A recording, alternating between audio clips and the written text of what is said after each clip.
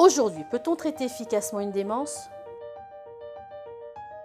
Pour atténuer les pertes de mémoire et les symptômes comportementaux qui s'aggravent progressivement, le traitement de la maladie d'Alzheimer consiste habituellement à employer un éventail de médicaments, notamment des amplificateurs de la cognition, certains tranquillisants, parfois des antidépresseurs, voire des petits anxiolytiques, mais également des anticonvulsivants.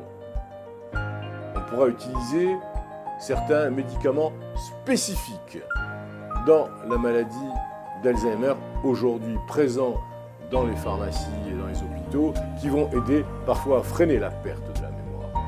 Mais il faut savoir qu'aucun médicament ne peut arrêter ou inverser les lésions cérébrales provoquées par la maladie d'Alzheimer. Il existe toutefois des médicaments qui pourront en soulager les symptômes, et les chercheurs du monde entier sont sur le point de mettre au point de nouveaux médicaments encore plus prometteurs qui, nous l'espérons, seront capables de retarder l'apparition des symptômes de la maladie. Des travaux récents ont montré que les accidents vasculaires cérébraux, les AVC, constituent un facteur majeur de l'évolution de la maladie d'Alzheimer. Il est donc important de les prévenir. La prévention des accidents vasculaires cérébraux est le seul traitement susceptible d'être efficace en cas de démence vasculaire. Les personnes qui ont une pression artérielle élevée, une tension artérielle augmentée au-delà de la norme, qui souffrent d'accidents ischémiques transitoires, vous savez, les fameux AIT dont on a parlé dans nos différentes émissions, ou qui ont eu un accident vasculaire cérébral, devraient recevoir des traitements continus contre ces affections, afin de réduire au minimum la possibilité de leur récurrence, pour éviter que cela revienne.